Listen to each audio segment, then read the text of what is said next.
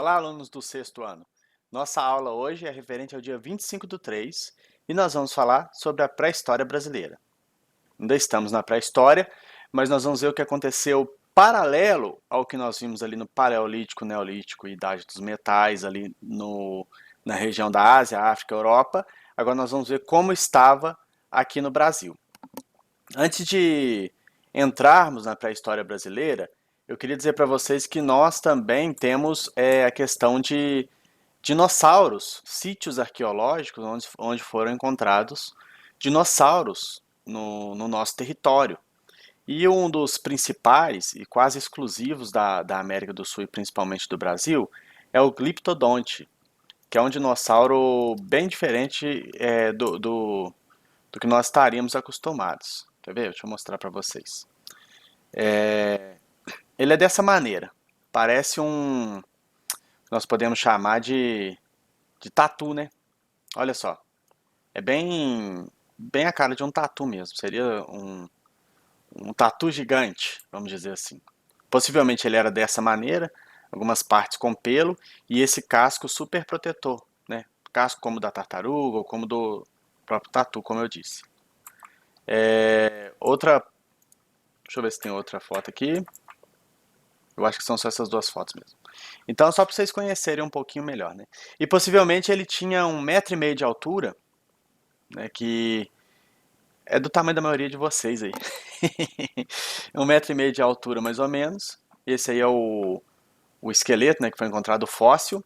E esse aqui é o Gliptodonte propriamente dito. Beleza? Só para a gente saber, né? Que existem também até dinossauros dentro da história do nosso país. Agora nós vamos entrar no nosso livro, a Pré-História Brasileira, falar um pouquinho sobre esse tema, tá bem? Muito se tem falado sobre a história do Brasil após a chegada dos europeus em 1500. Mas quem vivia antes disso? Quando nosso território começou a ser habitado? De onde vieram os primeiros habitantes? Isso é uma pergunta que existe. Nós não temos uma definição tão clara, mas a gente quer buscar certas respostas, tentar entender quem existia baseado na própria arqueologia. Nós vamos conversando nessa aula e nas próximas sobre isso. Essa é uma pintura, né, de Oscar Pereira da Silva e fala sobre o desembarque de Pedro Álvares Cabral em Porto Seguro, né, quando eles chegaram em o lugar onde hoje é Porto Seguro, na Bahia. Inclusive foi capital, né, do Brasil, a Bahia, durante muitos anos. Sempre que eu dou aula para o sexto ano, que chega nessa imagem, eles falam assim, ó, oh, índio pelado! Até sinto falta de vocês falando isso. É engraçado. O Brasil antes do descobrimento. Então vamos observar a pintura acima, como diz, né? Eu quero que vocês puderem pegar o livro, pausa o vídeo, pega o livro. Você saberia dizer qual é o fato histórico relatado na obra? Bom, eu já disse, né? Que é o descobrimento. Observe as pessoas. Você consegue reconhecer personagem? Como eles são retratados? Então vocês vão parar um pouquinho e observar, né? Que personagens diferentes nós vemos nessa história e como eles são retratados. Sempre que um aluno tem que parar em sala de aula, né, quando a gente está com o sexto ano em sala, é comum o pessoal rir dos índios pelados e tudo mais, né? Mas vamos observar essa pintura juntos. Ela tem os índios meio que assustados e os portugueses chegando todo empolgados, né? Eles estão chegando, encontraram terras novas e esse momento é o momento em que há um choque cultural. É um marco histórico que nós estudamos, é um marco histórico do descobrimento, porque ele muda o rumo da história do nosso país. A partir dali, nós vamos ter uma transformação cultural dentro da nossa realidade. Primeiramente, muitos historiadores vão interpretar esse processo de descobrimento de uma maneira negativa. Inclusive, o nosso livro coloca entre aspas aqui, como se fosse uma abordagem somente negativa. As pessoas olham só o lado ruim do que o descobrimento trouxe, né? De fato, não foi um descobrimento porque as terras já eram habitadas, os índios já habitavam. Então, nós podemos entender mais como um encontro de culturas, culturas diferentes se encontrando. De um lado, os índios, do outro, o povo europeu, eles se encontram e os seus caminhos se entrelaçam e cruzam.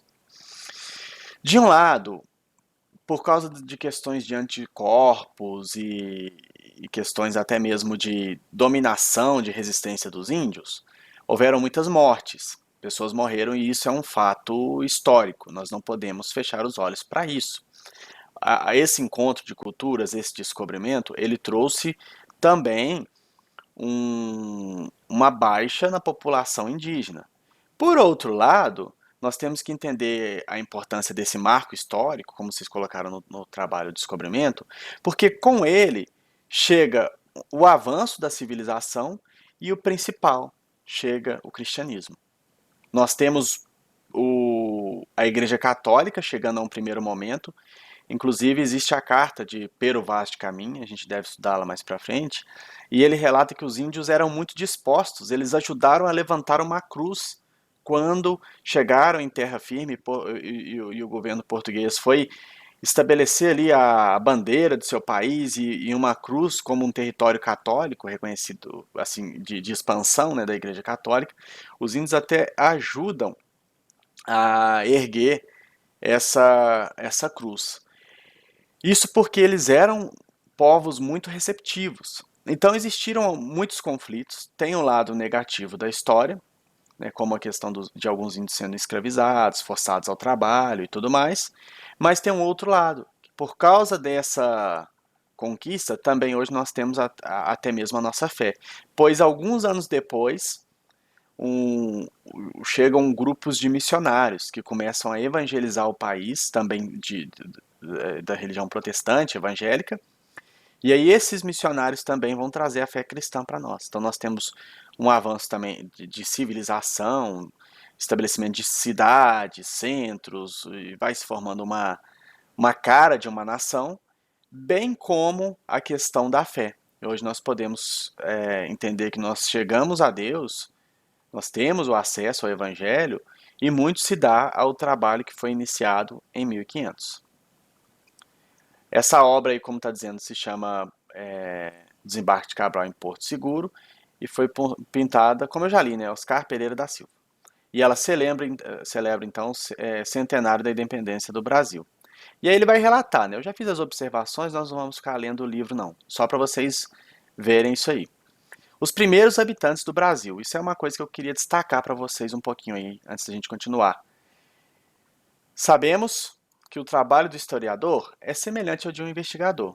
Quando queremos estudar a história de uma civilização, buscamos os vestígios que esse grupo deixou na atualidade. Ou seja, quando nós vamos estudar uma civilização, nós pegamos os vestígios que ela deixou e vamos estudar hoje. Então, principalmente pela arqueologia, história e tudo mais, nós tentamos encontrar elementos dessas culturas. Então, como nós temos visto, né, é muito importante nesse ponto o estudo da arqueologia. Como que nós sabíamos, como que nós descobrimos a existência do gliptodonte? Por meio de um achado arqueológico. Pode ser por acaso? Pode. Alguém está escavando, preparando um terreno para construir uma casa e acha um osso, vai averiguar, tem um sítio ali cheio de ossos? Pode acontecer. Também é muito importante entender que a arqueologia ela é uma ciência muito minuciosa. Às vezes demoram-se anos para escavar um sítio arqueológico. Então, ela tem também esse lado, sabe? De ser uma ciência muito paciente. Se você já viu algum filme assim, que tem algum arqueólogo, você vai ver, tá sempre com um pincelzinho, muito delicado, limpando o ossinho com muito carinho. É um trabalho para quem não é desastrado, porque uma pessoa desastrada trabalhando num sítio arqueológico, imagina, você encontra um jarro da pré-história, um jarro com mais de 12 mil anos, e tropeça e quebra porque você é desastrado? Não dá, né?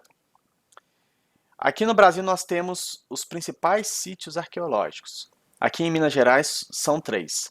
O primeiro é Lapa Vermelha, com fósseis humanos da pré-história.